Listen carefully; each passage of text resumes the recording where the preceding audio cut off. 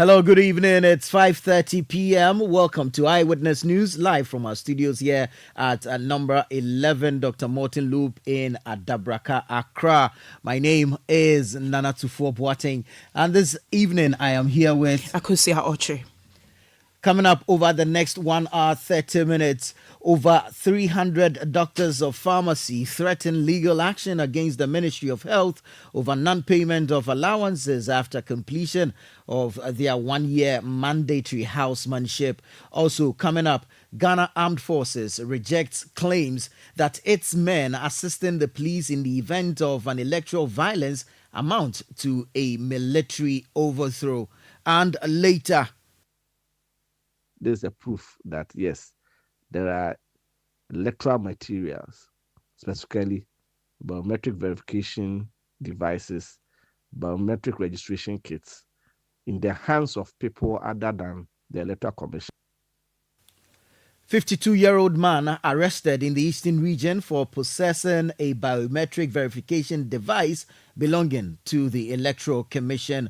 We'll get details regarding this matter. Stay with 97.3 Citi FM for more on this and other stories on Eyewitness News. But later in business, Ghana to start Eurobond exchange next week. Eyewitness News is live across the country on all our affiliates, including Tupani Radio 88.5 FM in Nadoli and Jirapa 96.1 FM, both in the Upper West region. We're live in the Upper East region on Rikas 92.1 FM in Bongonamo. Join us in the Northern region on North Star Radio 92.1 FM in Tamale. You're listening to us on Nobia 98.1 FM in Nalerigu in the Northeast region. This is Beach 105.5 FM and Sky Power 93.5 FM, both in Takrade in the Western region. Join us in the Ashanti Regional Capital, Kumasi, on Focus 94.3 FM from the KNUST campus and Orange 107.9 FM. We're live in the Volta region on Sela Radio 97.1 FM in Dabala and on Holy FM 98.5 in Aflawo. We're live in the Savannah region on Kasha 99.5 FM in Damongo. The news is also live around the globe on CityNewsroom.com. Your comments are welcome via WhatsApp line 0549 986 996 0549 986 996. The show is interactive, and so we would like for you to join us. Let us know what you think, what your thoughts are, what your comments or contributions to the various stories we'll be looking at are. All right, we'll begin from the health sector, where there appears to be some unrest on the labor front because Farm D House officers, that's doctors of pharmacy, are threatening to sue the health ministry for non-payment of their allowances after the completion of their 1-year mandatory housemanship. We'll be speaking to the officers to find out exactly what the challenge is and, of course, what they are seeking from the health ministry. These FAMD officers, over 300 of them, have, through their lawyers, written to the health ministry, which letter is dated the 21st of August 2024, titled Appointment Letters and Allowances of FAMD House Officers of 2023-2024. Take a few paragraphs from this letter. Begins by referring to an initial letter that says, "We refer to a letter to you on the above subject dated 13th May 2024, to which we are yet to receive a formal response. Now, for ease of reference, a copy of the said letter has been attached here too. As was respectfully indicated in the letter aforesaid, our clients were engaged as FAMD House officers by the Pharmacy Council acting for and on behalf of the Ministry of Health, hereinafter referred to as MOH, for the period commencing 3rd July 2023 and ending 3rd July 2024. Were informed by our clients that all through the period of their engagement, they were not paid any allowances contrary to the settled practice." To help us get a better understanding of this issue is one of the leaders of the aggrieved pharmacists, Dr. Ohineba Apieje, who is also a clinical pharmacist. He joins us live now to give us an understanding of what exactly the situation is. Good evening, Doc. Good evening. Thank you so much for your time. Um, Thank you too. right. So you were contracted on behalf of the Health Ministry by the Pharmacy Council, but who exactly were you working for? What were the terms of your working period? Okay, so thank you very much for giving us this opportunity so that the good people of Ghana can hear our grievances. Technically, when you are done with your 6 years training as a PharmD in Ghana, you are supposed to sit and write a professional exam, which is as stipulated by the Health Professions and Regulatory Bodies Act. And so when you pass, you are mandated to do a 1 year housemanship. After the housemanship, then you are moved to the permanent register. So within the time when you are doing your housemanship, you are on a temporary register. So yes, you are a pharmacist, but until you are done, you are a temporary pharmacist. I mean, your name is in the temporary register. And so with us, we finished our exam in December 2023, and we're supposed to start our housemanship in January 2020. Sorry, December 2022. We're supposed to start our housemanship in January 2023. But what happened was that we were told Ghana was facing some economic crisis, and so we were waiting for clearance. We waited from January till May, at which time we had our induction, and at the induction we were told that we should start our housemanship pending clearance, which was almost here, because otherwise it's going to create a backlog for the years behind us. And so we agreed, provided that our clearance was going to be worked on, and as soon as possible we're going to be paid. Between June 2023 and May 2024, we went through this whole year without being paid a penny. Now, somewhere in March this year, we were told that our financial clearance was in. But then in May, we were told that was a hoax. So that means that it wasn't true. We started asking questions, asking the relevant stakeholders, including visiting the Deputy Minister of Health, who assured us that he was going to work on it.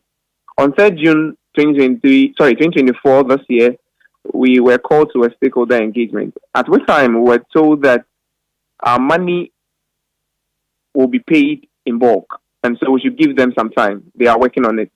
We were told the letter has been submitted to the Ministry of Finance so that we can be cleared. And today is August 23rd. We've not heard any positive news. And so all we are doing is notifying the Ministry of Health and the Attorney General that within 30 days, if we don't get any positive news, we would be seeking for redress in a court of jurisdiction. Right. Now, how much exactly are you owed, and what period does this cover? Okay, so as the practice has been since the incidents of PharmD in Ghana, PharmDs have been put on the 18-8 single spine salary structure. And so we are expected that we would also follow suit, and we are supposed to be paid every month for the 12 months. And our predecessors, those who finished in 2021, were paid about 3,500 per month. And so if you do the math, that's 3,500 by 12, by 320 house officers. So that is just a little bit around 30 million Ghana cedis. And you say you went as far as the Deputy Minister of Health to Yes, find please. some answers. Yes. In your engagements, what has been the stance or posturing of the Pharmacy Council in all this? The Pharmacy Council tells us they are working on it, and so they are working on it. We ask for timelines, and we are told they can't give us timelines because they are not the ones who pay people in Ghana. And so they are working on it with the Ministry of Finance. All we have to do is to wait. That has been their stance. Now, you have issued a 30-day ultimatum, but I noticed that your letter is dated 21st August. So when does the countdown begin? We advise that the countdown begins on the day the Attorney General receives the letter. And the Attorney General received the letter on Tuesday. So technically the ultimatum starts counting from Tuesday. That's so I take it that 3 days have already elapsed. Yes, please. Right. So what you're saying is that if or in the event that you don't get a favorable response, in a date not later than 30 days, you take legal action. Yes, please. All right. We understand the issues you're presenting, but with this arrears, right? Help us understand the situation you are in, the fact that your monies have delayed and have not been paid. What kind of impact is this having on you as a pharmacist? So not only haven't we been paid, but also there are some people that are waiting to get an official document to leave the country. I mean, to seek for greener pastures. Some for further studies, and they are being told that there should be evidence of employment. I mean, evidence of completing the mandatory housemanship. Because officially we didn't get clearance, it means that we don't have appointment letters, and so these people can't show anything that they were employed by the Ministry of Health. So as it stands now, some people are worried, not even because of the money, but then because of these official documents I'm talking about. Also, within the whole 12 months that we were working, people were going to work 5 days a week. 5 days in a week, sometimes 8-hour shifts, 12-hour shifts. The whole time, we were not paid any money. So imagine someone who has rented, takes a car to work, eat, and all that for 12 whole months of working diligently for a patient. People are taking loans and they have to pay for interest and all that. I mean, that is not even their concern, because at the end of the day, they don't really care about all that. But the point is that Ghana, the economy is becoming very unbearable for us. So think about those who took monies and with increased rates of return, I mean, accrued interest.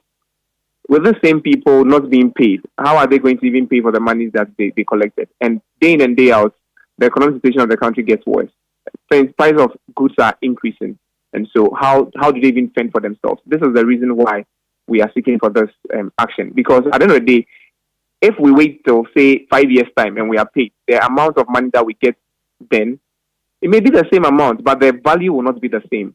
And so at least we want to be assured that this is what we are doing for you. Give us from now till this time and then you'll be paid. But none of that has been done. All we are told is that we are working on it, so be patient. We've been patient for more than 3 months, and we think that this is time we need to act. Very well. Now, also help us understand how the system works. So after the mandatory housemanship, are you posted by the ministry or you go into private practice? So the pharmacy sector has a lot of subsectors, let me put it that way. And so there are some people that will go into clinical practice, and with clinical practice, you have to be employed by the Ministry of Health.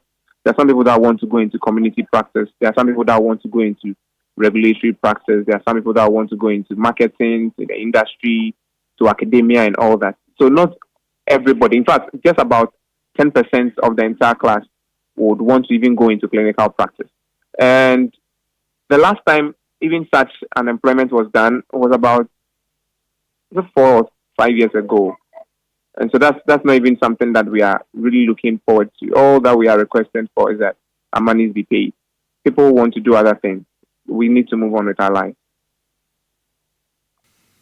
In the event that the payment does not come, 30 days elapse and you commence the legal action, how long are you willing to wait it out?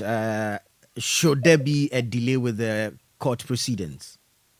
Well, we have thought about the fact that it can't delay, but as it stands now, we think that is our best bet, because at least with that we know we've started a process which would have an end one day. But with this one, we are just told to have patience. So when, at least when we ask for timeline, give us a timeline, give us even 10 years, then we know that, okay, so we are waiting for 10 years. But we don't have anything like that. Do you know whether or not a proposal has been presented to the Ministry of Finance on your behalf? From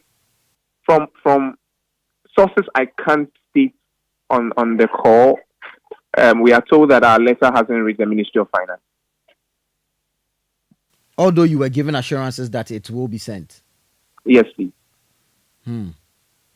All right, Doc, we're grateful to you for your time this evening and we wish you well. So I want to believe that you are in clinical practice now. That is a subject for another day. That is a subject for All another right, day. sure. Thank you Yes, so much for your my time. pleasure. We're grateful. Dr. Oheneba PJ is one of the leaders of FAMD House officers who have threatened legal action against the Ministry of Health over the non-payment of their allowances upon completion of their mandatory house manship. Let's get into some other stories, shall we? Yes, a 52-year-old man, Samuel Yao Cranting, has been arrested and handed over to the Insawam police for possession of a biometric verification device, BVD, belonging to the Electoral Commission of Ghana. Well, the suspect from Accra was found with the device this morning in Insawam by some local residents. Executives of the National Democratic Congress in the Insawam constituency intervened, leading to his arrest and subsequent handover to the police for further investigation. Or the Eastern Regional Chairman of the NDC, Mark Oliver Kevo, called on the Inspector General of Police to conduct a thorough investigation into the matter. There are electoral materials, specifically biometric verification devices, biometric registration kits, in the hands of people other than the Electoral Commission, and the tendency for them to use it, for electoral fraud is very high. And that is the reason why we have called for thorough investigations. It is one of the reasons why we have said that we are not ready to sign any peace pact with anybody, because all we need is free and fair elections.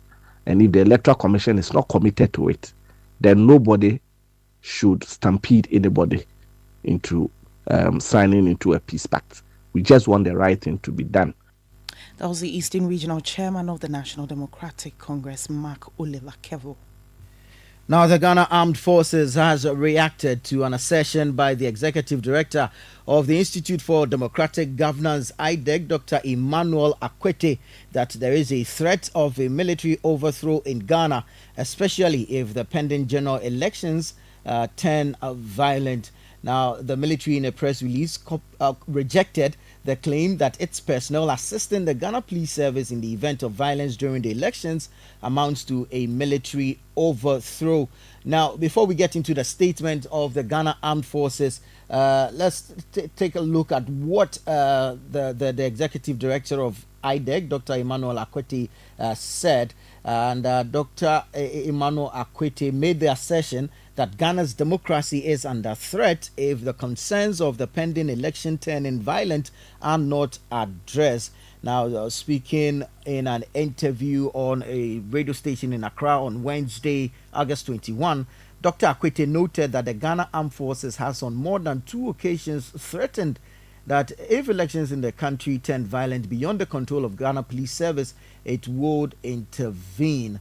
And according to him, that will amount to a military overthrow.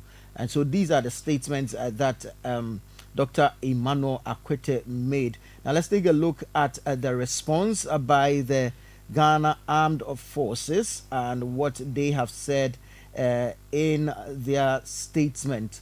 Now, according to the Ghana Armed Forces, the attention, this statement says rejoinder, it's titled Rejoinder 2024 election, the threat of a coup Israel. The army has openly said it will step in if there is violence, and is attributed to the IDEC boss. And the statement reads that the attention of the Ghana Armed Forces, GAF, that's GAF, has been drawn to a publication on Ghana Web attributed to the Executive Director of the Institute for Democratic Governance, IDEC, Dr. Emmanuel Akwete, on Thursday, 22nd August 2024. Dr. Akwete is alleged to have said GAF has threatened to take over control of the country, that if elections in the country turns out violent beyond the control of the Ghana Police Service at press conferences held in 2016 and 2020. The statement continues to say that we wish to draw the attention of the public that GAF will only support the Ghana police when the latter requests for assistance, and that does not constitute an overthrow of a government. The allegation by Dr. Akwete cannot be true, because the Ghana Armed Forces has not held any press conference at which it declared its intention to take over the country. We wish to make it clear that GAF has no intention to stage a coup and will prevent and resist any individual, group, or organization seeking to take over unlawfully the power of government, either acting alone or in collaboration with any security agency. Now, GAF wishes to call on civil society groups and the media to desist from using its name to heighten political tension in the country. We wish to urge all stakeholders to join hands in ensuring that all citizens feel free and safe to undertake their lawful activities in an atmosphere of tranquility. Now, GAF, like all peace-loving institutions and individuals, is looking forward to peaceful elections come December 2024. We therefore call on all institutions and groups not to associate GAF with anything that has the potential of heightening political tensions in the country. Signed, E. Agri Kwashi, Brigadier General, Director General of Public Relations, and is issued to all editors of media houses. So that's the response by the Ghana Armed Forces to that assertion made by the boss of the Institute for Democratic Governance, IDEG. You're listening to Eyewitness News on 97.3 Citi FM. Stay with us. We'll be right back with more. Eyewitness News. Be there as it happens. Oh, jump on now. Go. Gugomi, at what time will you come back where I don't hear the sound of your car? Why you buy new car? No, I don't change my car. It be the same ride. It be the fuel way I change. Way one shouts it. Ever since I started using the all-new Excellium Premium Fuel, fortified with 3-in-1 action. Oh, Joe, now my car they run like electric car. No, it's so. This is the type of fuel where they want to. Because now engine they cost. Where they want for way if I buy it, it go protect my engine. And with the small way I buy, I go drive, sir. Absolutely. It's like strapping a turbocharger to your engine and giving it a protector. And what they bust my mindset be the 3-in-1 action, no? Excellium they prevent up to 99% of deposit. It be anti-wear, some be anti-corrosion. Won't pay when I open there. Hey, so where can I find this magical fuel? Just head over to any Total Energy service station and your car will thank you. Hey, then make a finish my gobe fast, then rush go Total Energies. My friend, but why your hand my gobe inside? I give you info. Make I feel the gobe too small. Go. Excellium is designed to protect your car engine, decrease fuel consumption, and lower CO2 emissions. Don't say fuel, say Excellium. Choose Excellium, choose quality. If home is where the heart is, then let's go home, shall we? Let's go where the entertainment is, where the passion is, where the laughter is, and sometimes even the tears too. Let's go where we feel safe enough to share our opinions. And send tweets. Where we do that embarrassing little dance to our favorite song. Let's go home where the love, the care, and the joy live. There's no place like home. Connect your home to super fast internet with affordable data bundles from MTN Home. Visit broadband.mtn.com.gh or your My MTN app to sign up today. MTN. Choboy! We have a new leader in town. OBRNT. Amanfo. Madam was Sibibre. When him say my baby, maybe more charcoal for whiter teeth. More charcoal. Not only that, maybe lemon. More lemon. Zinc for fresher breath. More zinc. And fluoride for stronger teeth. Introducing the new President Charcoal packed with more power with a combination of charcoal and lemon for naturally whiter teeth. Grab yours now. This advert is FDA approved. Eyewitness News. Be there as it happens. You're welcome back. This is Eyewitness News on 97.3 Citi FM. Let's move on to some other stories. And the Bois Museum Foundation director has denied the 50-year lease agreement with a government. Japhet Ayiku, the executive director of the W.E.B. Du Bois Museum Foundation, has addressed recent claims that the Ghanaian government had sold or leased the W.E.B. Du Bois Center to the foundation for 50 years. These accusations were made by the Member of Parliament for North Tongue, Samuel Okujeto Ablakwa, who criticized the Akufo-Addo Bawumia administration for allegedly transferring control of the center to a newly established private foundation with no prior experience under a long-term agreement. Now, responding to the allegations on the Citi Breakfast Show on Friday, August 23, 2024, to clarify the matter, Mr. Ayiku firmly denied the claims, stating there have been allegations that the government has sold the place to us, but that is not true. So one, there has been allegations and rumors going around that the government has sold the place to us, the Du Bois Foundation. That is not true. There's also allegation that the place has been leased to the Du Bois Foundation. That is also not true. The agreement that we signed with the Ghana government says that the Du Bois Museum Foundation, in collaboration with the Ministry of Tourism, will raise the money, develop the place, and manage the place, operate and manage the place for a period of 50 years. Okay. That 50 years, my dear host, is broken up into 30-20. Okay. That is that we'll be there for the first 30 years under the agreement. At the end of the 30 years, at which I will be 120 years, 125 years old, we will meet with the then minister, whoever is in charge, and assess our relationship. Okay. If we are happy with each other, if the Du Bois Foundation feels that the government of Ghana has treated us well, and or if the Ghana government feels that we have managed the place well, we would then continue with the next 20 years. Okay.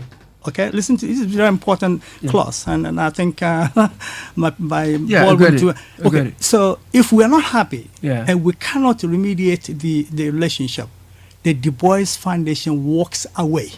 Okay. From the $50 to $80 million that we'll have spent at the center. After the first 30. After the first 30, if we are not happy with the relationship. Okay. There's no provision in there that says that the government has to pay back anything. We'll walk away and leave the management and operation back to the Ghana government. But the reason why we want to be there for a longer time is because, I don't know if you've been there, the place is all deteriorated.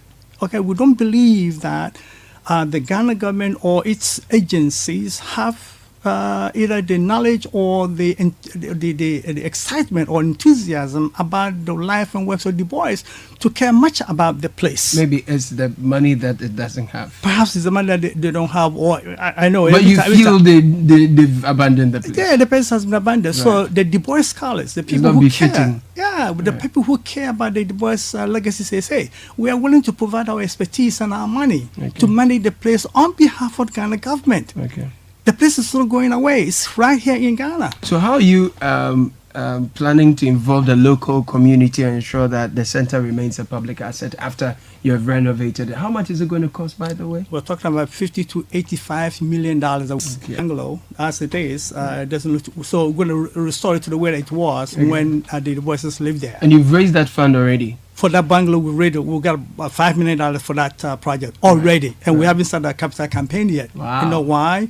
Because the Du Bois story is easy to tell. Any intellectual, any person who's going through high school or college knows about Du Bois. You mention him or Du Bois, and it's not easy to raise funds. So so we think it would be easy for us to raise the funds for it. You had Jafet Ayiku, the executive director of the W.E.B. Du Bois Museum Foundation. Let's go over the phone lines and speak to the Member of Parliament for North Tongue, Samuel Okujeto Ablakwa, who first raised the issue of this purported sale. Good evening, sir, and thank you so much for your time. Hi, good evening. Thank you for having me. Great. Honorable, I believe you have listened to the executive director of the W.E.B. Du Bois Museum Foundation. He denies the allegations that you raised of the transfer of control of the center to a newly established private foundation. And he says this is a collaborative partnership between the foundation and the Ministry of Tourism. First off, what would be your response to this? Well, good evening to all the listeners of Citi FM. I will share with you a 46-page agreement which is titled The Transfer Agreement of the Du Bois Center. I am speaking to an agreement which I have intercepted, which I have in my possession. I'm not conjuring anything. I'm not making anything up. I'm not speaking on matters that are, if you like, conjecture. So the 46-page agreement signed on the 22nd of September 2023 by Ghana's Minister for Foreign Affairs and the Minister responsible for Justice and Attorney General. They signed for and on behalf of government. Interestingly, the Minister for Tourism, who has oversight responsibility for the Du Bois Center, did not sign. I don't know how that happened, even though you read the agreement and it says that it's an agreement between that ministry and the Museum Foundation. So I'm speaking to a transfer agreement. Now, if you go through the terms of the agreement, it is so lopsided. It is so one-sided. You wonder who negotiated on behalf of Ghana, who took the interests of Ghana into those negotiations. Look, would you believe that the agreement does not provide a revenue sharing clause? So there is no revenue sharing. So Ghana is not getting anything really in terms of the revenues that this whole partnership, if it is really a partnership, will generate. Secondly, if you look at the board composition, the agreement says that the W.B. Du Bois Museum Foundation, which by the way, was incorporated just about 2 years ago, has no track record. And let me also state for those who think that they probably have some linkage with the family of Du Bois, they don't. So in terms of track record, in terms of the guarantee that they can really do what they say they are going to do, they can raise the kind of monies that they are claiming they can raise, because there's no evidence they've done this anywhere. So even in terms of track record, in terms of credibility, one can raise legitimate questions. Now, having said that, you look at the terms. They are going to appoint a majority of the board. They will appoint the board chair. They will appoint the CEO. I mean, so it's a total handover of the facility, 30 years and an automatic 20 years, so 50 years. And then when you read the agreement, there is also no basis for the 50 years. How did they come by the 50 years? What was the actual analysis done? What kind of study? We are not told when you read the agreement. Then again, when you read the agreement, they take over the center for 2 good years before they provide the seed capital, that is the $15 million that they say they can provide. 2 good years. So who negotiated this on behalf of Ghana? So during that 2 years, and you see, don't forget that we are talking about Du Bois, who's such an icon. People come there always. It's one of our major tourist attractions. It is not true that the place is abandoned and all of that. Go there today. You see Africans, people of African descent, scholars from all over the world coming there, visiting Du Bois' tomb, reading his books. The place is also used for events, particularly in the creative arts, for poetry and all of that. So this claim that the place is as if it's so abandoned and there is no value. We are talking about prime cantonment's land, just near the U.S. Embassy. Who is valuing that? So they shouldn't speak as though, look, what Du Bois represents, many governments across the world would do everything to keep that for their republics. Then you put that aside, you look at the value of the land, of the properties there. So it's as though Ghana doesn't have anything to contribute. And then they are doing us a favor. And you see, consistently, we in Parliament have criticized this lack of transparency when it comes to these arrangements. Look, what stopped government? This is a facility that belongs to all of us. You see, we are talking about good governance. This is a democracy. It is not President Akufo-Addo's personal property or some minister's personal property. What happened to a public engagement, full public disclosure, even a parliamentary discussion on these matters? So you see, the consistent love for secrecy, the penchant to engage in opaque deals without recourse to the people, to due process, is what consistently brings us to this point. Look, if this had been opened up, who knows the offers that will be made and how that will even push people, even if it's this Du Bois Foundation which will get it. You know, the terms will be more favorable. It will be a win-win situation. Now here we are. We don't even have a revenue sharing agreement. And this investment that they are going to make, I mean, nobody is for their Christmas in the world. You know, that is why they are hell-bent on controlling the place, controlling the board, having the CEO position, and making sure that they have total control. So what is in it for Ghana? That is the question we have to ask. So I don't have any malice towards anybody. It's not personal. I don't have any axe to grind with anybody. I am only looking at the public interest from the perspective of Parliament in terms of parliamentary oversight. Why have we been taken out? Why is it that this deal is not subject to an open, transparent process? And where is the interest of Ghana? That is what this is about. So, I mean, the lease per se may not necessarily be a bad thing, but the terms of the agreement and the processes leading up to the agreement is what you have a challenge with. Is that right? Absolutely. The processes. Why should this be shrouded in secrecy? Why did I have to intercept this 46-page agreement before Ghanaians will get to know about this? The W.E.B. Du Bois Center is a public space. It belongs to all of us. You know, why has Parliament been left out? And then the terms.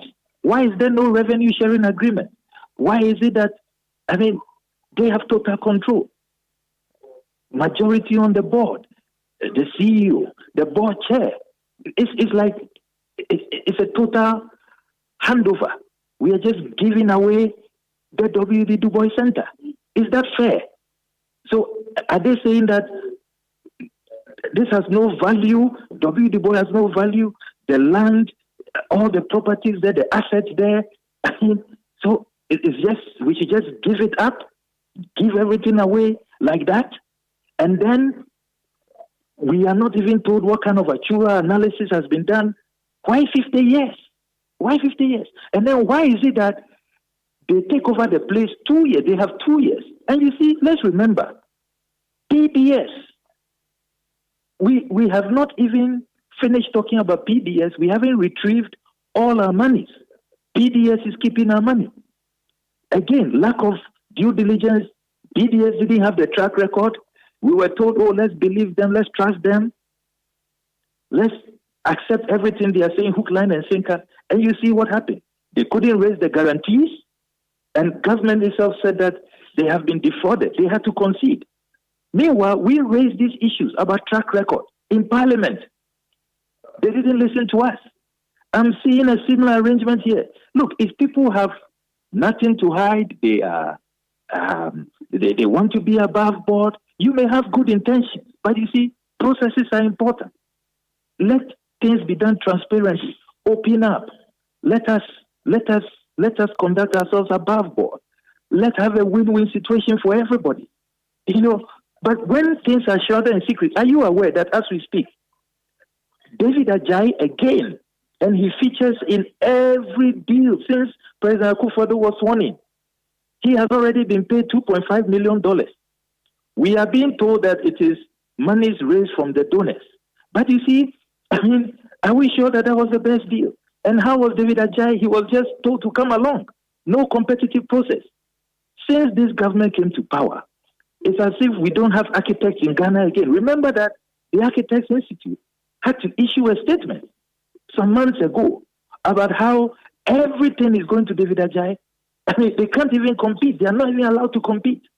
So we have issues. And David Ajayi, are we sure that David Ajayi, with all the problems he faces now, with sexual harassment charges and all of that, are we sure that any project that David Ajayi has designed will have the blessing of the international community, that people will want to put their money in such a project? Look, other countries where David Ajayi works, they have all distanced themselves from him. In the UK, in the US, in the Middle East, everywhere. And then we are still entertaining David Ajayi. He is still milking us. Are we sure that we even have value for money? Right now, for those designs? So these are fundamental issues we are raising.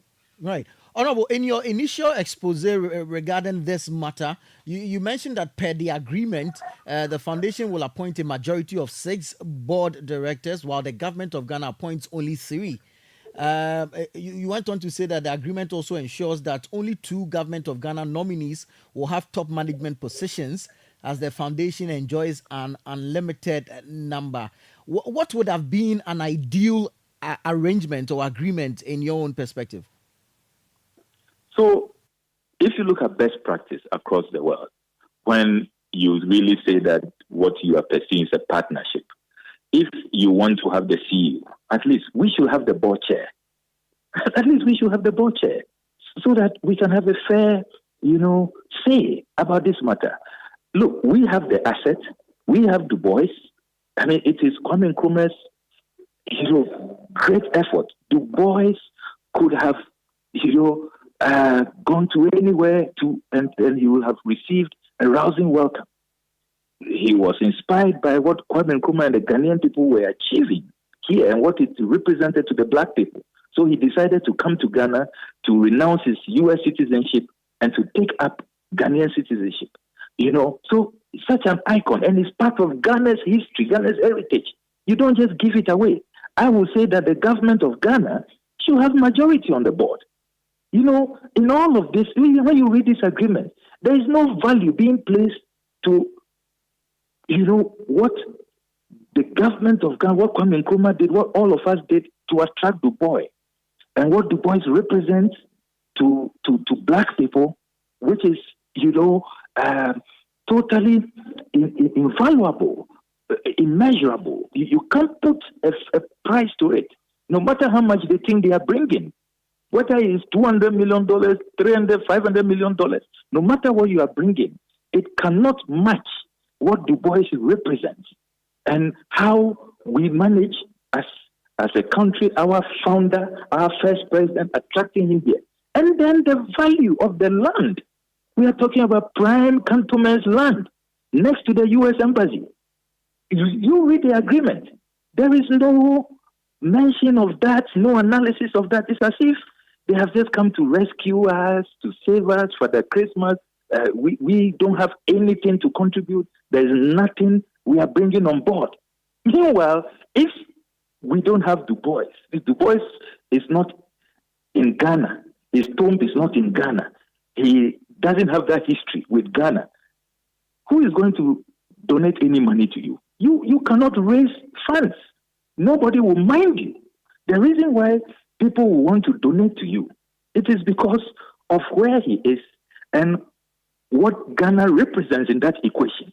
All of this should not be discounted. It should not be discounted. So this is a very lopsided, unconscionable deal. And there's even no revenue sharing agreement. It is incredible. This is simply a ripoff, and it ought to be renegotiated.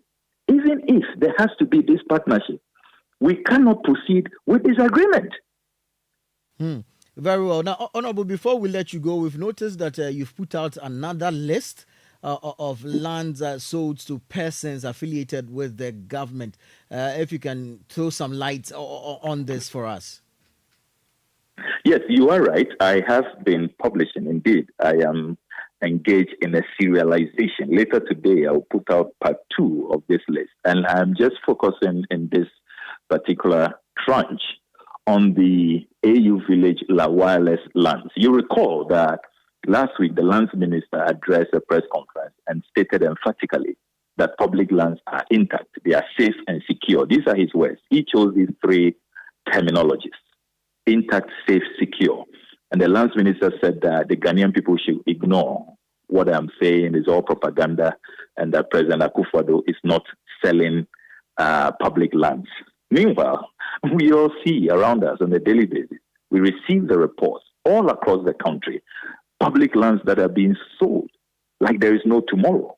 So what I have decided, particularly considering the fact that the lands minister is engaged in this grand deception and his continuous refusal, despite a parliamentary request almost 3 years ago to provide the list of all public lands, those that have been sold, who they were sold to, at what cost, and what is left, if any. His refusal to publish that list is what has compelled me to put out the list, because it has now become a reputational issue. When the minister says that, look, ignore him, he's peddling falsehood, we are not selling the lands, the lands are intact, they are safe, they are secure, we have no choice than to publish the truth and let Ghanaians judge for themselves and know who is speaking the truth. So if you look at this first edition, you notice that when we talk about state capture, when we talk about the president selling lands under opaque circumstances to his cronies, remember that under Article 257 of the Constitution, these lands are for all of us. They are public lands.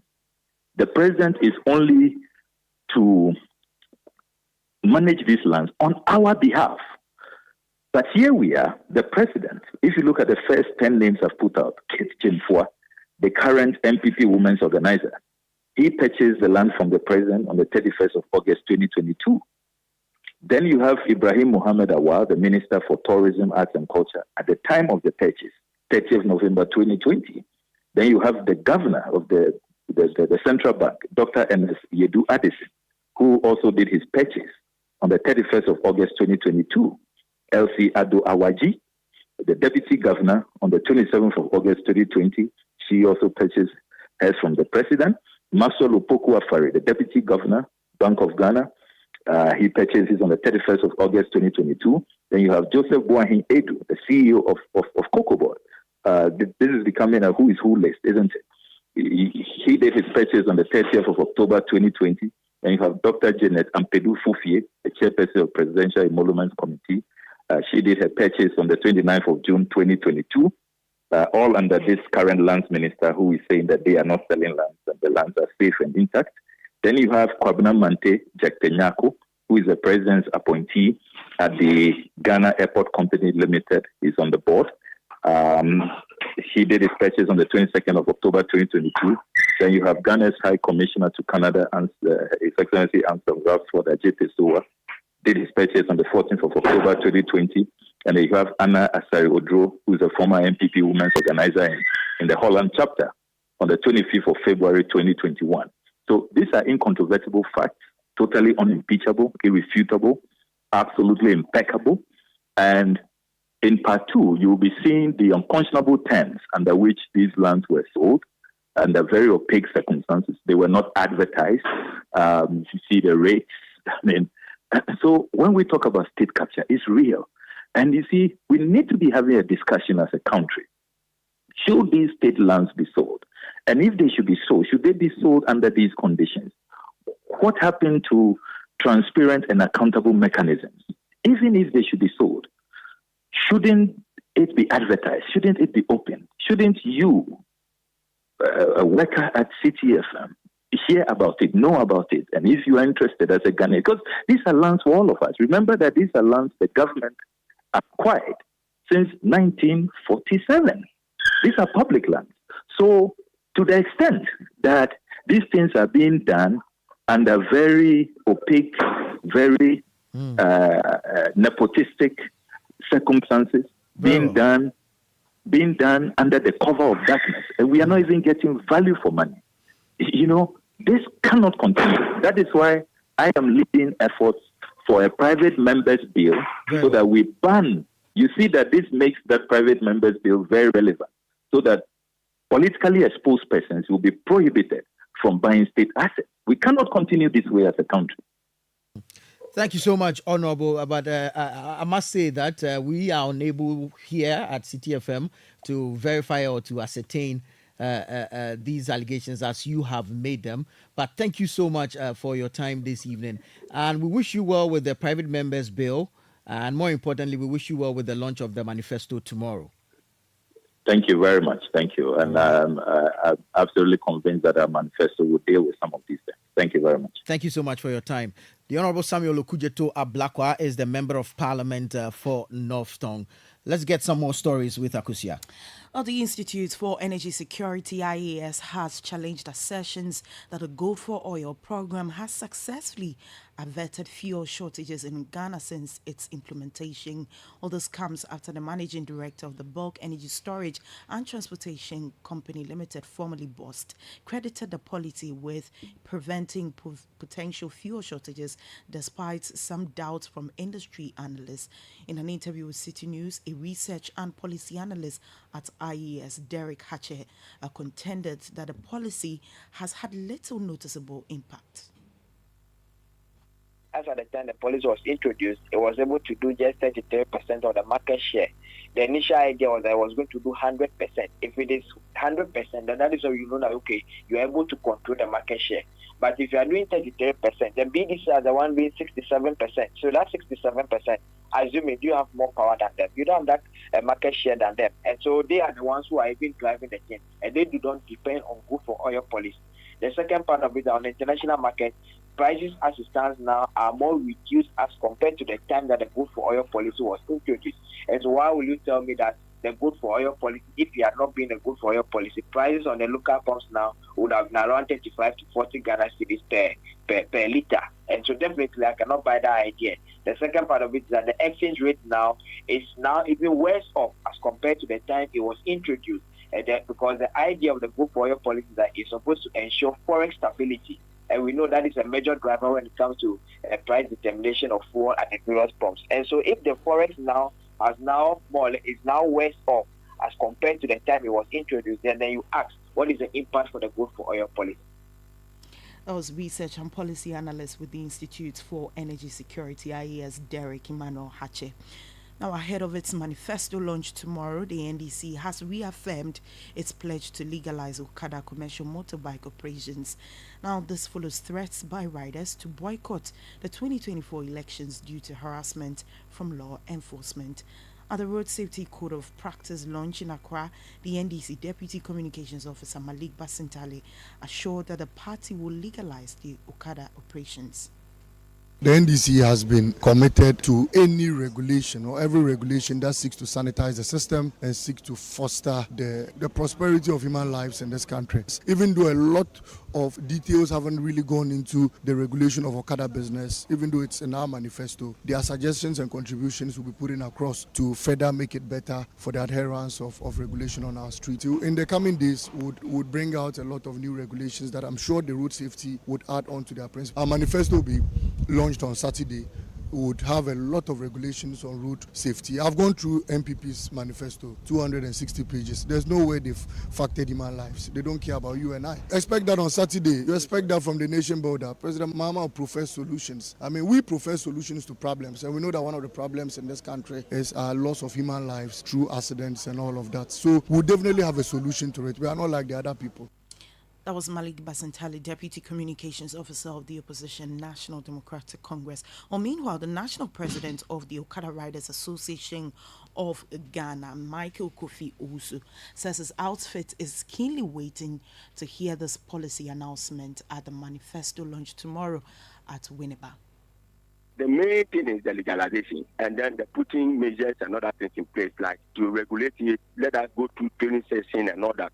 Now, when before somebody obtain a driving license, the person have to go to driving school and all that. But okada and motor riders, nobody know how to obtain a license and all that. So we discussed with them that there should be a training process that everybody riding a motorbike, being private or commercial, the person should go through that process and all that. And we also tell them that getting license is very difficult. When they come, they should after the training and all that. The license should be that difficult as it is now. We are monitoring. That is the main reason why when they give us the invitation, we are so happy to go and then listen and see that if what we told them, they really put it in their manifesto. So that is one of the reasons why all the executives will be there to witness it ourselves, and then from there we advise ourselves. So that was Michael Kofi Owusu, the national president of the Okada Riders Association of Ghana, speaking on what they expect from that manifesto, which will be launched tomorrow at the University of Education Winneba campus in the Central Region. Just to inform you that that particular launch will be live on Citi 97.3 FM and also Channel 1 Television, and also follow through all the stories that will be coming up on citynewsroom.com and Channel 1 News. Away from that, the Managing Director of Consolidated Bank Ghana, Daniel Wilson Addo, has stressed on the bank's commitment to improve healthcare infrastructure in Ghana.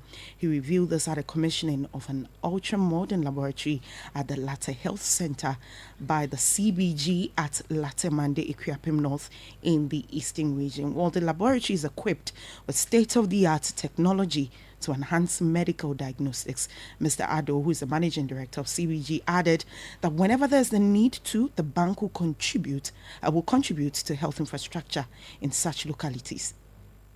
Health is one of the SDG, that's the goals that the United Nations have set. And as we as a bank, we have a very strong belief that the bank has a responsibility to give back to the society that gives it an operating environment. And so we've chosen health, amongst others, as our focus for social responsibility.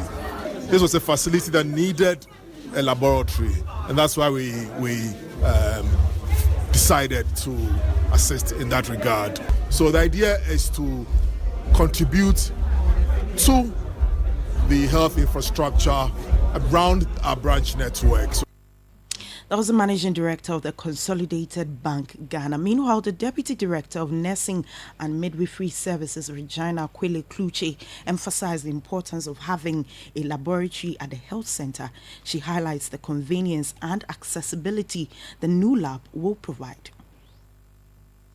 I believe when the sick or the clients come to the facility, just because Latte is far from Tetekwashi, we used to refer them to Mampong, Tetekwashi, to have their labs done. Most of them would not even go. But the lab being here, for accessibility, people will definitely access it. And then when it comes to the diagnostics, they'll be able to diagnose their conditions. Deputy Director of Nursing and Midwifery Services, Regina Akwele Kluche. Eyewitness News. Be there as it happens. Oh, jump on now. Go, go. Google me. At what time when you come back, we are not hear the sound of your car? Why you buy new car? No, I not change my car. It be the same ride. It be the fuel way I change. Way one shouts it. Ever since I started using the all-new Excellium Premium Fuel, fortified with 3-in-1 action. Oh, Joe, now my car they run like electric car. No, it's so. This is the type of fuel where they want to. Because now engine they cost. Where they want for way if I buy it, it go protect my engine. And with the small way I buy, I go drive, sir. Absolutely. It's like strapping a turbocharger to your engine and giving it a protector. And what they bust my mind, Seth, be the 3-in-1 action, no? Excellium, they prevent up to 99% of deposit. It be anti-wear, some be anti-corrosion. Won't pay when I open them. Hey, so where can I find this magical fuel? Just head over to any Total Energy service station and your car will thank you. Hey, then make a finish my gobe fast, then rush go Total Energies. My friend, but why your hand my gobe inside? I give you info. Make a fill the gobe too small. Go. Excellium is designed to protect your car engine, decrease fuel consumption, and lower CO2 emissions. Don't say fuel, say Excellium. Choose Excellium, choose quality.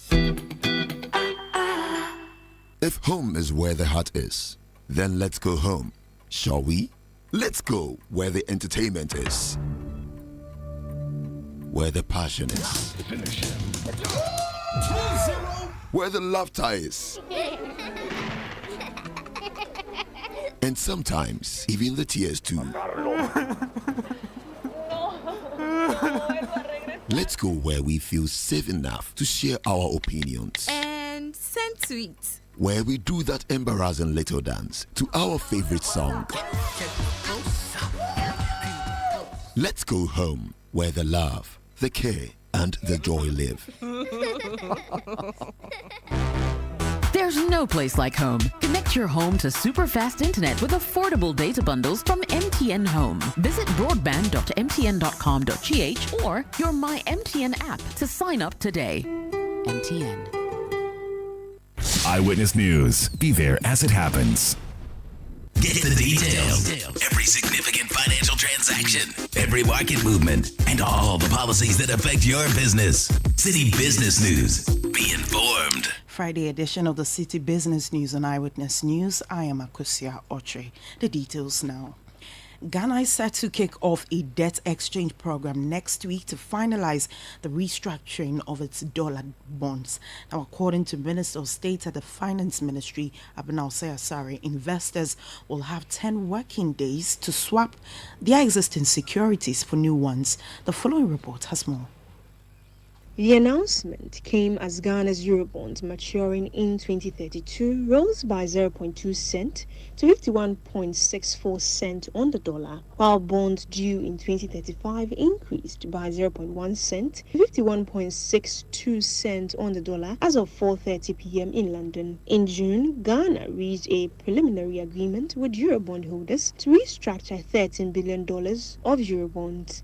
The agreement offers investors two options, the disco option or the par option. Investors choosing the disco option will face a 37% haircut and receive two new bonds maturing in July 2029 and 2035, with interest rates of 5% until July 2028, increasing to 6% afterward. Those opting for the par option will receive new bonds maturing in January 2037 with a 1.5% interest rate but no haircut. Ghana began restructuring nearly all of its debt in December 2022 to meet the conditions for a $3 billion International Monetary Fund program.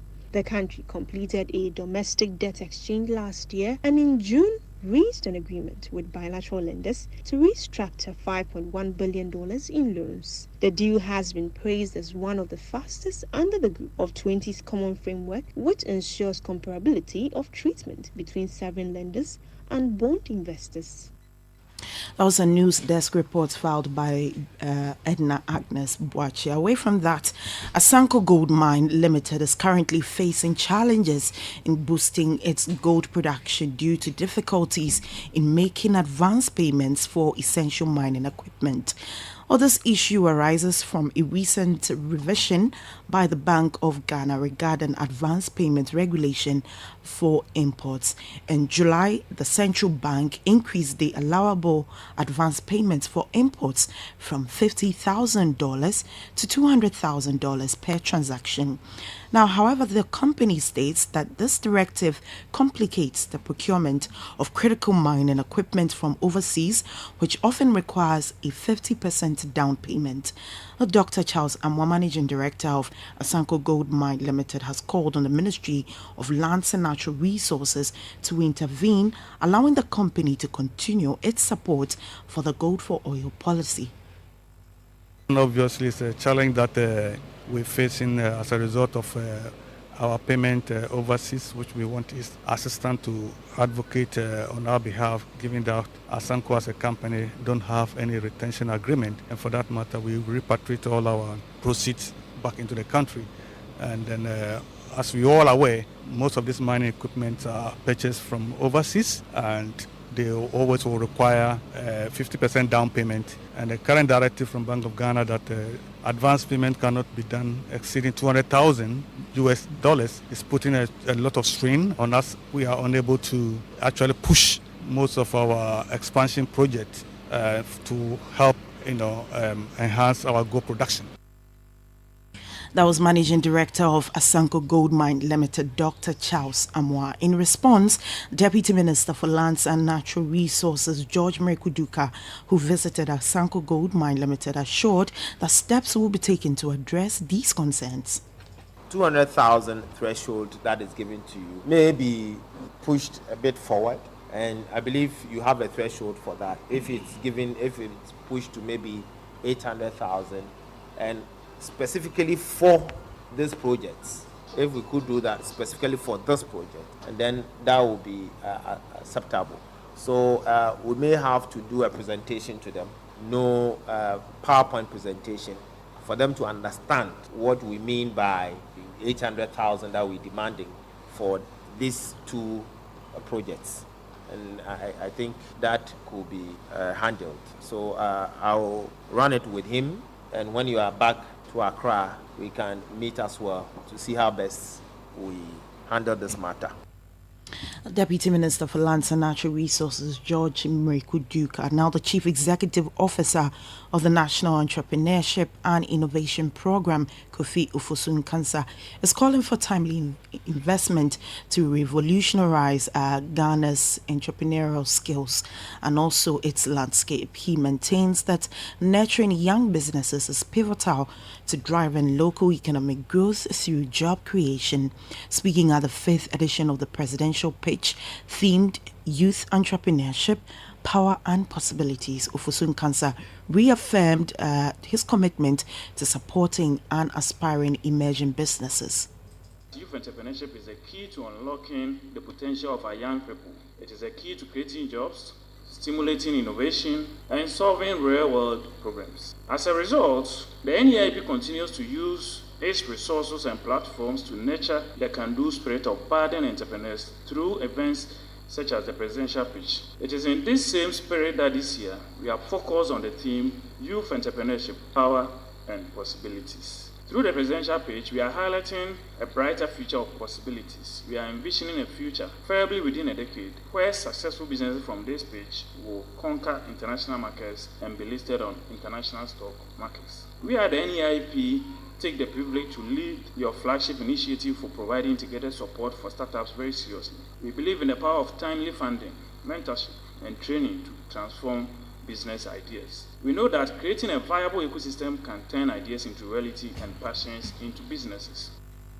Chief Executive Officer of the National Entrepreneurship and Innovation Program, Kofi Ofosu Nkansah.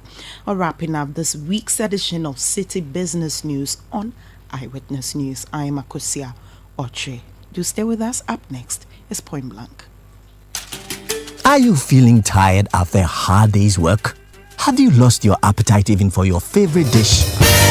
Viral Blood Tonic is a nutritionally balanced, pleasant-tasting tonic fortified with iron and vitamins to boost your appetite and energy levels for high performance. Viral Blood Tonic, easy to take and good for the whole family. Viral from Danex Iting Starwin PLC. If symptoms persist after 48 hours, consult a physician. This advert is FDA approved. If home is where the heart is, then let's go home. Shall we? Let's go where the entertainment is. Where the passion is. Where the laughter is. And sometimes, even the tears too. Let's go where we feel safe enough to share our opinions. And send tweets. Where we do that embarrassing little dance to our favorite song. Let's go home where the love, the care, and the joy live.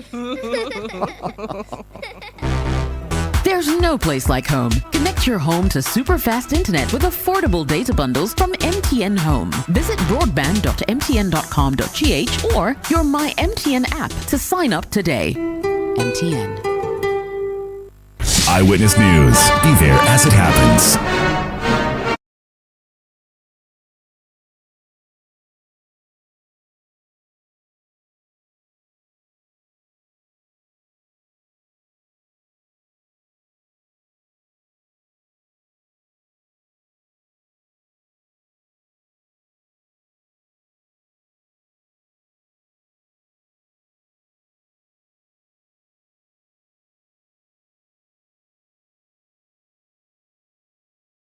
In with us. This is Eyewitness News on 97.3 Citi FM. Time for Point Blank.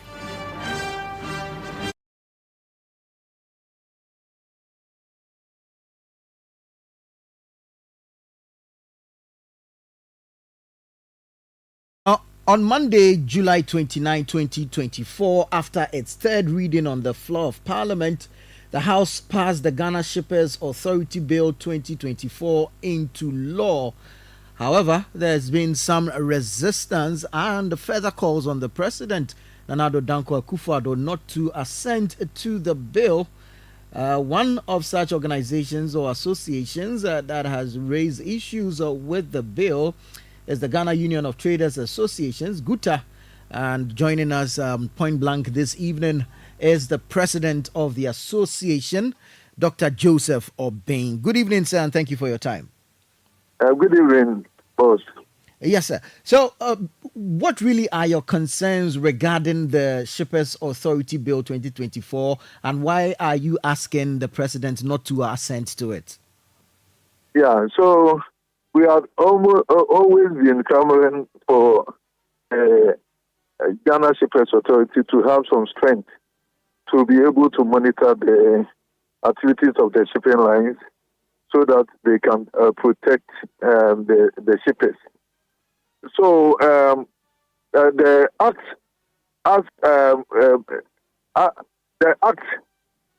within the act is certain issues that are very critical that we did not even discuss, and they have included before Parliament gave approval. And so we raised these issues regarding to the registration. Because the registration as it is, one have to apply. We are being made to apply for registration before we can do the import that we are doing. And that is not fair, because in absence of that, you are going to be penalized. That you have to pay 50,000 maximum fine or be imprisoned. And so this one is not fair for the importer. And then also, they have the right to revoke this registration, withdraw this registration, and cancel it outright. And so when it happens like that, it means that we are being ushered into the license, import license regime or import permit regime, which does not exist any longer in any way in the world, because we are in a liberalized trade era. And so this is how we brought our issues for Ghana Shippers Authority to ratify those ones before the act can be signed by the president. But they said that they will use the LI to correct that. But our understanding is that the LI cannot override the act. So when that happens, if one wants to enforce the law that as it is enshrined in the act, it means that we will find wanting. That's why we are calling on the government to look into it, because we do not have to bring another layer of frustration or another layer of cost of doing business in this, because we are already overburdened with this different layer of cost or different layers of doing business, and that has been our major problem. And then also, they are also demanding that we bring our import advanced shipping information to Ghana Shippers Authority, and this information is what we give to ICAMS and the Ghana Revenue Authority. They don't have any locus or the relevance in their operation with this document. So if it happens like that, then it's putting another stress of doing business and documentation that we've been talking about, and then it will not augur well for us. In any case, this advanced shipment information have been rejected in the past. If you recall, the ASHI that was being introduced some 10 years ago was resisted and is being brought back into this act. Yeah. But Doc, as major stakeholders in import and export, what was your level of engagement prior to the bill being sent to the House? I'm asking this because over the period, we've heard you as an association complain about the high cost of doing business at the ports, and per the act as we're seeing it, mandates the Shippers Authority to intervene in some of these things and bring respite to you as business people. So how come these other issues that you have were not raised, if indeed there were some consultations prior to the bill? So that's the problem. So initially, this is what we are all seeking, that we give the Ghana Shippers Authority some teeth to bite because of the activities of the shipping lines, the illegitimate charges that they charge us and all that. These were the reason that we were even pushing. So it does not occur well then that you turn around to come and penalize the shipper that you are supposed to protect. You see, even the punishment that goes with it, if you are not able to pay, if you are not registered before the goods arrive, then one have to contend with paying 60,000 maximum fine or be imprisoned. This is not fair. This is too harsh, and I believe we have to rectify it before the president has sign this act, because we need the Ghana Shippers Authority to be strengthened. There's no two ways about that, but these ones that they've included is going to bring another layer of frustration of doing business, another cost of doing business, and then time is also going to be added.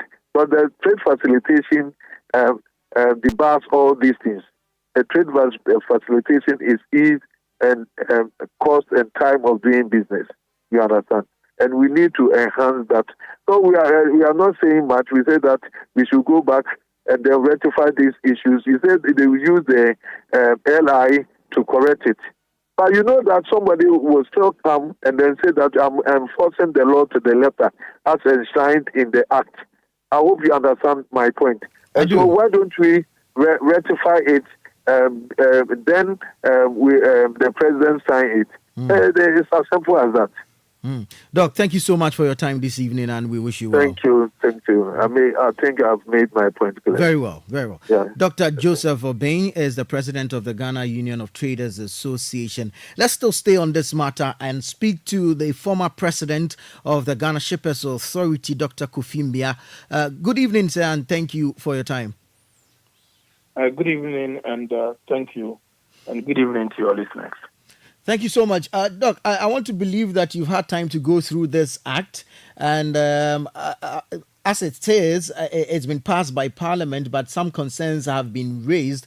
Some of the concerns that have come up or questions that have come up are related to certain clauses in the Act, which underlines the functions of the authority to represent the views of shippers on the structure of a freight rate, for example, availability and adequacy of shipping space, and the frequency of sailing of ships and port charges, among others.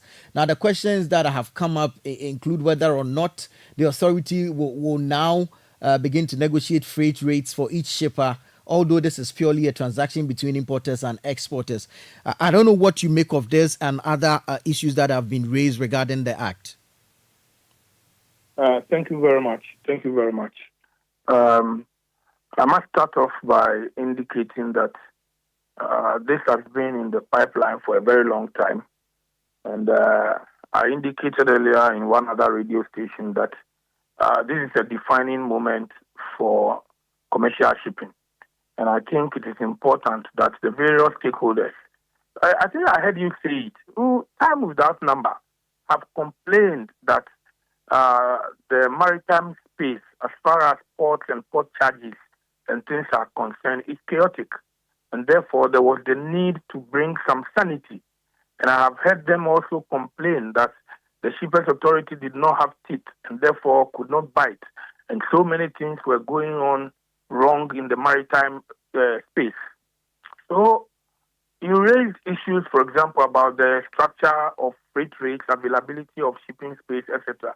That provision does not mean that the Ghana Shippers Authority is going to negotiate with the shipping lines for every individual shipper. No. When you talk about the structure of freight rates, you are talking about some components that make up freight rates generally. And in these, you may be talking about currency adjustment factors, bunker adjustment factors. You may be talking about port additionals. All of these things are things which, if they deviate from the norm, it is important that as a developing economy, we raise these issues with shipping lines. And who better do it than Ghana Shippers Authority? So they are supposed to conduct research. They are supposed to conduct studies and to provide information and data on all of these things for the benefit of the country. So to represent the views of shippers with respect to the adequacy of shipping space does not mean that they are going to negotiate for shipping space for each shipper. No, that is not what it means. It only implies that as far as the availability of tonnage is concerned, Ghana as a country must be concerned. Government is a very large importer. From the health sector to the security sector to a lot of things are imported into the country. And therefore, government has an interest, if you like. Government has an interest in terms of the adequacy of shipping space. And somebody must do monitoring and advise government on these things. We have talked a lot about charges at the port.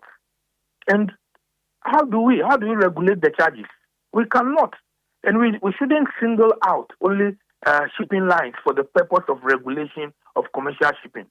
We must look at the entire industry and all of the players and see what will be convenient for all of the players. I've heard that we have a parent legislation, and when we are talking about the details that will come with a subsidiary legislation, an ally, it can't override the parent legislation. Yes, that is true. That is so. The parent legislation certainly is above a subsidiary legislation.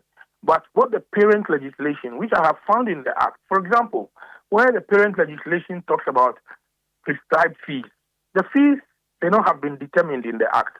But the subsidiary legislation would deal with the fees.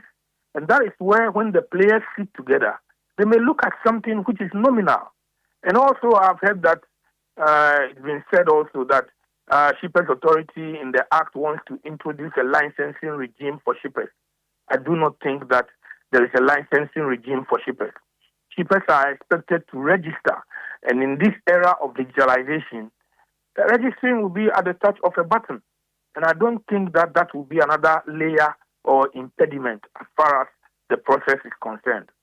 One other thing I need to mention is that, look, we want to streamline things as far as our ports are concerned.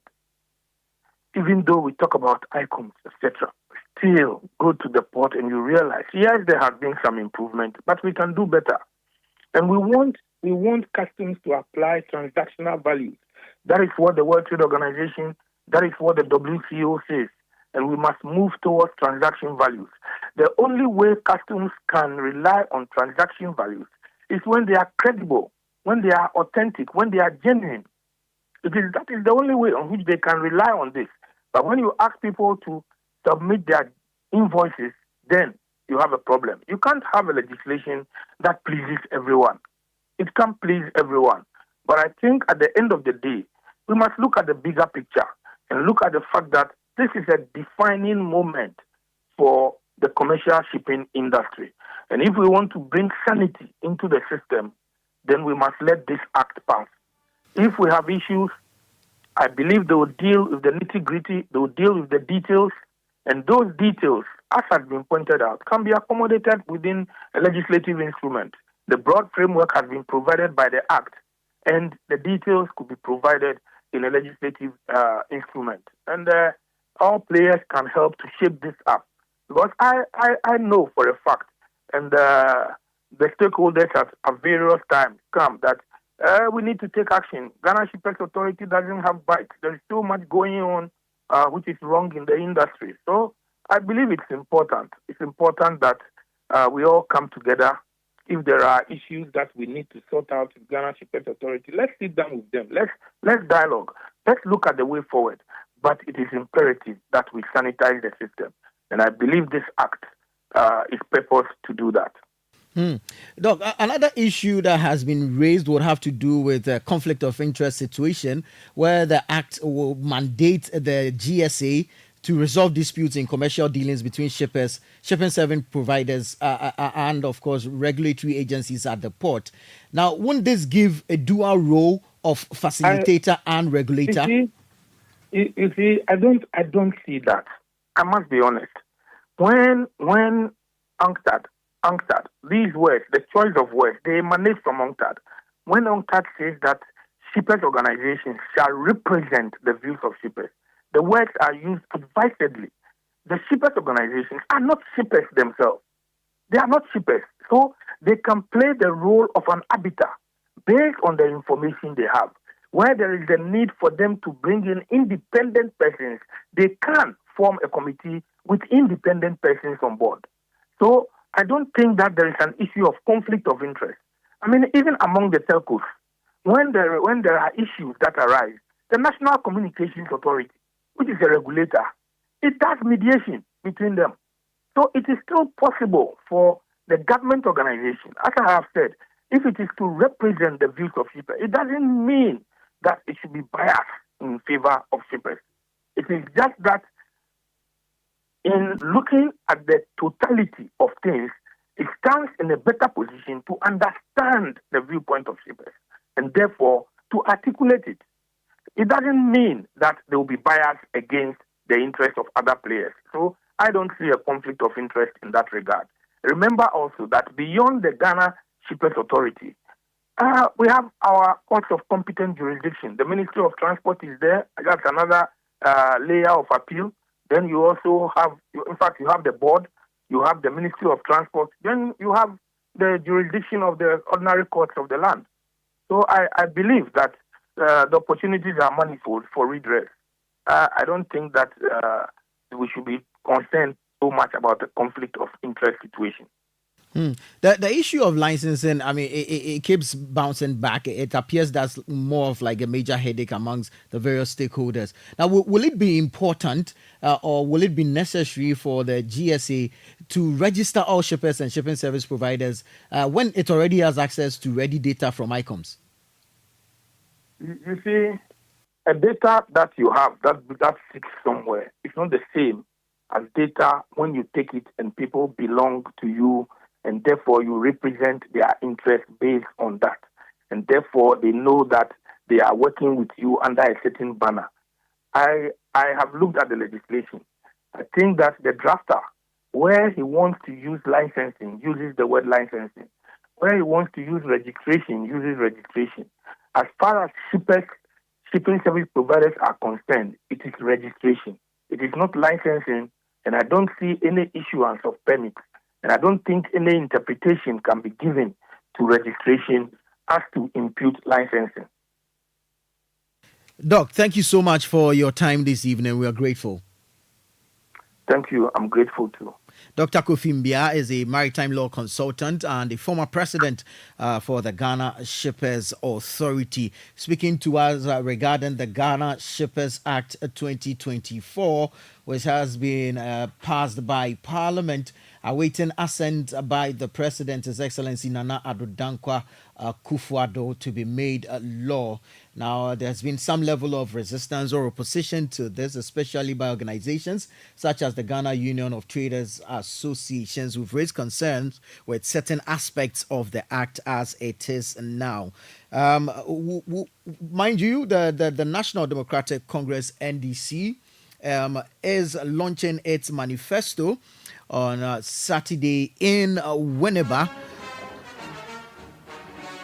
We'd just like you to know that the manifesto launch will be live on 97.3 Citi FM and on Channel 1 television from 12 p.m. tomorrow. Well, that will be all for Point Blank on Eyewitness News here on 97.3 Citi FM. bringing down the curtain on the show produced by Kobna Wilson, Samiria Faye, Bevelin London. My name is Nanatufo Boateng. I did this with Akusia Ochre, technical support by Desmond Nyako, Edwin Kwakofi on socials. Thank you so much for joining us this evening. Next is Sports Panorama. Do enjoy the rest of our shows.